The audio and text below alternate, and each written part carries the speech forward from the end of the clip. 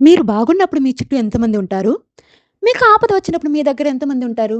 నిజమైన స్నేహితుడు ఎవరో తెలియాలంటే కష్టకాలం వరకు ఆగాల్సిన పని లేదు. ఈరోజు నేను మీకు ఒక కథ చెప్పబోతున్నాను. ఈ కథ వింటే మీకు మీ స్నేహితుడు గుర్తొస్తాడు. ఒక చిన్న ఊరిలో శివ మరియు రాము అనే ఇద్దరు స్నేహితులు ఉండేవారు. చిన్నప్పటి నుండి కలిసి చదువుకున్నారు. కలిసి ఆడుకున్నారు. ఒకరికి ఒకరు అన్నదమ్ముల కంటే ఎక్కువ. ఊరిలో ఎవరైనా వీళ్ళలో ఒకరి గురించి చెడుగా మాట్లాడితే ఇంకొకరు ఊరుకునేవారు కాదు. సమయం గడిచింది. శివకు పెద్ద ఉద్యోగం వచ్చింది. అతడు సిటీకి వెళ్ళిపోయాడు. రాము మాత్రం ఊర్లోని చిన్న దుకాణం పెట్టుకున్నాడు. శివకు పెద్ద ఉద్యోగం రావడంతో పెద్ద పెద్ద మనుషులతో స్నేహం చేశాడు. అలాగే వారితో ఒక వ్యాపారాన్ని ప్రారంభించాడు. రామును మర్చిపోయాడు. రాము ఫోన్ చేస్తే నాకు టైం లేదురా, తర్వాత మాట్లాడుకుందాం అని చెప్పేవాడు. రాము మనసులో బాధ ఉన్నా శివ గురించి గర్వంగా ఊర్లో మాట్లాడుకునేవాడు. కొన్నేళ్ల తర్వాత శివ వ్యాపారంలో పెట్టుబడి పెట్టి మోసపోయాడు.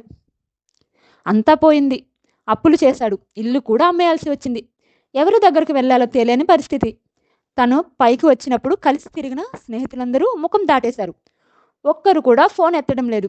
ఇంకొకడు నాకు నీతో పని లేదురా అని తిట్టేశాడు. ఎవరికి చేసేది లేక రాముకి ఫోన్ చేశాడు. రాము, నేను శివని అన్నాడు బిక్కి బిక్కుమంటూ.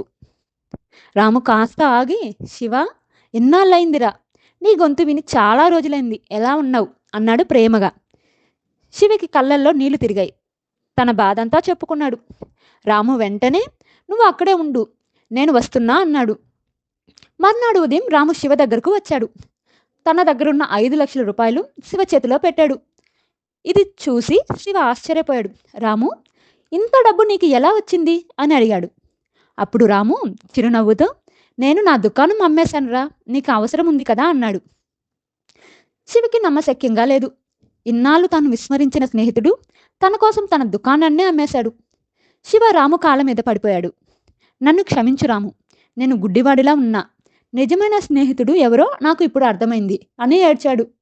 రాము అతన్ని లేపి, శివ, స్నేహం అంటే అది కాదు, నువ్వు ఎలా ఉన్నా నేను నీ స్నేహితుడినేరా అన్నాడు.